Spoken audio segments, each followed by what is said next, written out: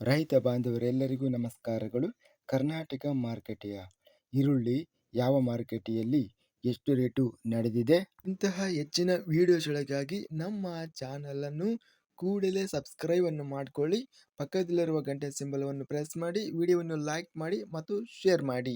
ದಿನಾಂಕ 31 ಮಾರ್ಚ್ 2026 ಈರುಳ್ಳಿ ಬೆಲೆಗಳ ವಿವರಣೆಯನ್ನು ನೋಡ್ತಾ ಇದ್ದೀವಿ.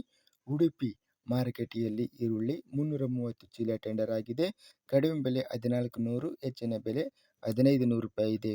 ಕಡೂರು ಮಾರುಕಟ್ಟೆಯಲ್ಲಿ ಇತರೆ ಈರುಳ್ಳಿ 180 ಚೀಲ ಟೆಂಡರ್ ಆಗಿದೆ. ಕಡಿಮೆ ಬೆಲೆ 1514 ರೂಪಾಯಿ, ಹೆಚ್ಚಿನ ಬೆಲೆ 1850, ಮಧ್ಯಸ್ಥ ಬೆಲೆ 1665. ಚಿಕ್ಕಮಗಳೂರು ಮಾರುಕಟ್ಟೆಯಲ್ಲಿ 1695 ರೂಪಾಯಿಯಿಂದ ಹೆಚ್ಚಿನ ಬೆಲೆ 1895, ಮಧ್ಯಸ್ಥ ಬೆಲೆ 1000.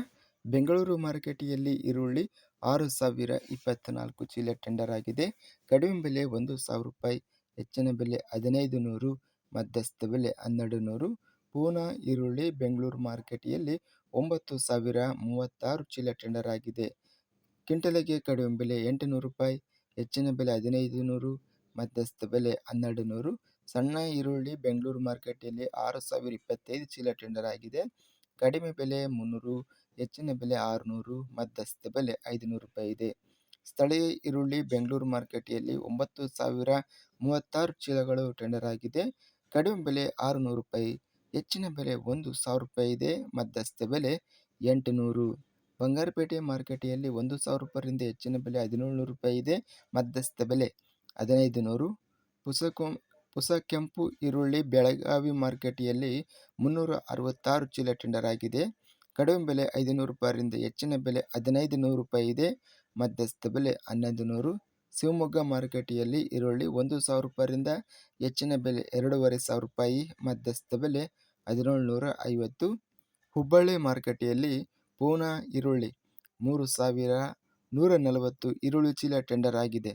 ಕಡಿಮೆ ಬೆಲೆ 500 ರೂಪಾಯಿ, ಹೆಚ್ಚಿನ ಬೆಲೆ 2000, ಮಧ್ಯಸ್ಥ ಬೆಲೆ 1700. ಹೊಸಪೇಟೆ ಮಾರುಕಟ್ಟೆಯಲ್ಲಿ ಸ್ಥಳೀಯ ಈರುಳ್ಳಿ ಕ್ವಿಂಟಲಿಗೆ 1000 ರೂಪಾಯಿ ರೇಟ್ ಇದೆ. ಇದಿಷ್ಟು ಕರ್ನಾಟಕ ವ್ಯವಸಾಯ ಮಾರುಕಟ್ಟೆಯ ಈರುಳ್ಳಿ ಬೆಲೆಗಳ ವಿವರಣೆ. ಇಂತಹ ತಾಜಾ ಮಾರುಕಟ್ಟೆಯ ಬೆಲೆಗಳ ವಿವರಣೆಗಾಗಿ ನಮ್ಮ ಚಾನಲನ್ನು ಕೂಡಲೇ ಸಬ್ಸ್ಕ್ರೈಬ್ ಅನ್ನು ಮಾಡಿಕೊಳ್ಳಿ. ಪಕ್ಕದಲ್ಲಿರುವ ಗಂಟೆ ಸಿಂಬಲವನ್ನು ಪ್ರೆಸ್ ಮಾಡಿ.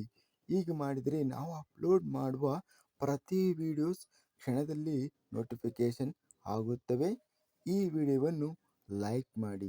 ವಿಡಿಯೋವನ್ನು ಲೈಕ್ ಮಾಡುವುದರಿಂದ ಇನ್ನೂ ಹೆಚ್ಚಿನ ರೈತ ಬಾಂಧವರೆಲ್ಲರಿಗೂ ಈ ವಿಡಿಯೋ ತಲುಪುತ್ತದೆ. ಆದ್ದರಿಂದ ವಿಡಿಯೋವನ್ನು ಲೈಕ್ ಮಾಡಿ, ಸ್ನೇಹಿತರಿಗೆ ಮತ್ತು ರೈತ ಬಾಂಧವರಿಗೆ ವಿಡಿಯೋವನ್ನು ಶೇರ್ ಮಾಡಿ. ಧನ್ಯವಾದಗಳು. ಜೈ ಜವಾನ್, ಜೈ ಕಿಸಾನ್.